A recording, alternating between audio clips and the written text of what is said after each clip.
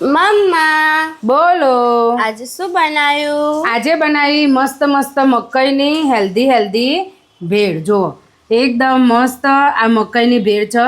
બધા વેજીટેબલ ને લસણિયા સેવ નાખીને આમાં તમે સાદી સેવ પણ નાખી શકો છો. આ મકાઈની ભેળ બહુ મસ્ત છે, હેલ્ધી છે અને ટેસ્ટી છે. આ ભેળ ખાવાની એટલી મજા આવશે ને. તો ચાલો આપણે ફટાફટ રેસીપી બનાવવાનું ચાલુ કરીએ, જેથી તમે પણ મકાઈની ભેળ બનાવી શકો હેલ્ધી. મકાઈની ભેળ બનાવવા માટે મેં બધી પ્રિપેરેશન કરી લીધી છે, પણ જ્યારે ભેળની વાત આવે ને ત્યારે ચટણી પહેલાં જ આવે, કેમ કે ચટણી વગર ભેળ આપણી અધૂરી હોય. તો આજની મકાઈની ભેળની ચટણી એકદમ અલગ છે અને બહુ જ મસ્ત છે.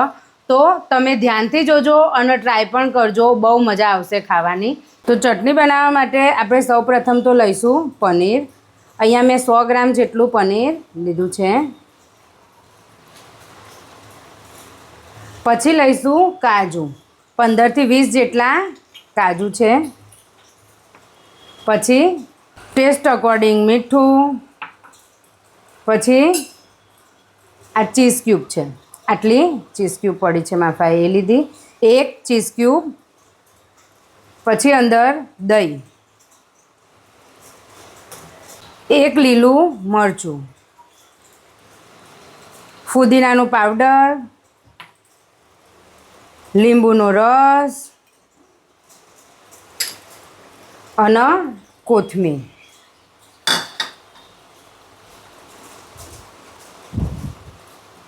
આ બધી વસ્તુ આપણે મિક્સર જારમાં વાટી લઈશું.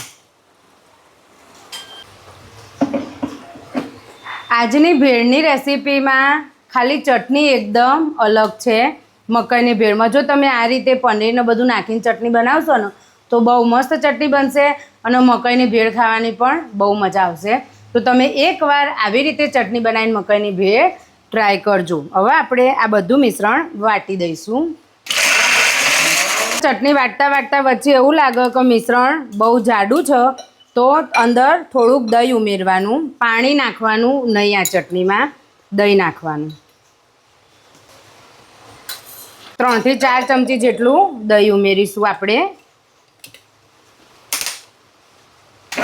અને પાછું મિક્સર જારમાં વાટી દઈશું. તો રેડી છે મકાઈની ભેળ માટેની ચટણી મસ્ત. તો મકાઈની ભેળ બનાવવા માટે ચટણી રેડી થઈ ગઈ. હવે આપણે બધું મિશ્રણ ભેગું કરી લઈએ. તો એના માટે મેં આ મકાઈના દાણા બાફીને રહેવા દીધા હતા, તે એક બાઉલમાં લઈ લઈશું. પછી અંદર સમારેલા વેજીટેબલ એટલે કે કાકડી, ટામેટાં અને ડુંગળી ઉમેરીશું. હવે આપણે મકાઈમાં સમારેલી ઝીણી ડુંગળી, ટામેટાં અને કાકડી ઉમેરી દઈશું.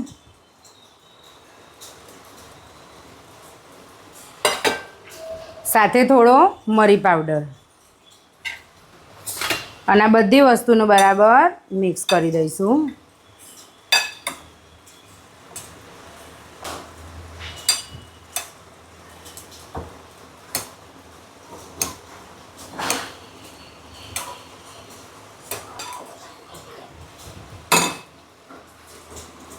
આવી રીતે મકાઈ અને બધા વેજીટેબલ મિક્સ થઈ જાય પછી કેવું કે આપણે બપોરનો સમય હોય પણ ભેળ બનાવીએ કે સાંજે, કે કોઈ ટ્યુશનથી મોડું આવો, કોઈ જોબથી મોડું આવો, તો બધી ભેળ એકસાથે નહીં બનાવી દેવાની. જેમ ખાવી હોય એ પ્રમાણે આપણે ભેળને અલગ બાઉલમાં લઈ લઈશું. એકવાર ફ્રેન્ડ્સ તમે આ રીતે મકાઈની ભેળ બનાવી જોજો, ખાવાની બહુ જ મજા આવશે. ખરેખર બહુ જ ટેસ્ટી લાગશે અને એક હેલ્ધી જ છે. આ ભેળ એકદમ હેલ્ધી ભેળ છે, કેમ કે એમાં બધા વેજીસ આવે, પછી પ્રોટીન, દહીં, પનીર, પ્રોટીન આવે એટલે કે પનીર, દહીં એવું બધું જ આવે, એટલે બહુ મસ્ત ભેળ છે. આવી રીતે આપણે એક બાઉલમાં અલગ થોડીક કાઢી લઈશું, કેમ કે અત્યારે ખાલી હું નવ્યા જ ખાવાના છીએ એટલે. તો આવી રીતે અલગ કાઢી દીધી. હવે આપણે આમાં બનાવેલી આપણી ચટણી જુઓ, થિકનેસ આટલી જાડી આપણને ચટણી જુઓ, કેમ કે વેજીટેબલમાં પાણી વળે ને એટલે પાછી થોડીક ચટણી પતલી થઈ જાય, એટલે આટલી થિકનેસ તો આપણને ચટણીની જોવો જ. આવી રીતે નાખી દઈશું આપણને જોવે એ પ્રમાણે અને પછી બરાબર મિક્સ કરી દઈશું.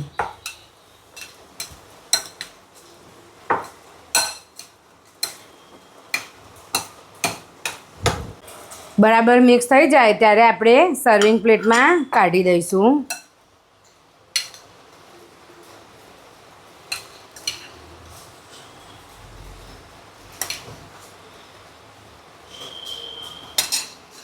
અને ઉપરથી ઝીણી સેવ કાં તો લસણિયું, મારા ઘરે આ લસણિયા સેવ પડી છે તો હું ઉપરથી આવી રીતે લસણિયા સેવ નાખી દઈશ.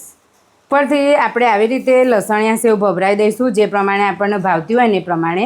તમે આમાં સાદી સેવ પણ લઈ શકો છો.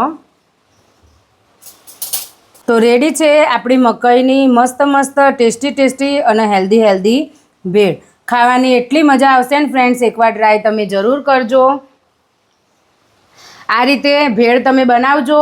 આની ચટણી જ મેઇન છે કે એકદમ અલગ પ્રકારની ચટણી છે. તો આ રીતે ચટણી બનાવીને તમે મકાઈની ભેળ જરૂર બનાવજો.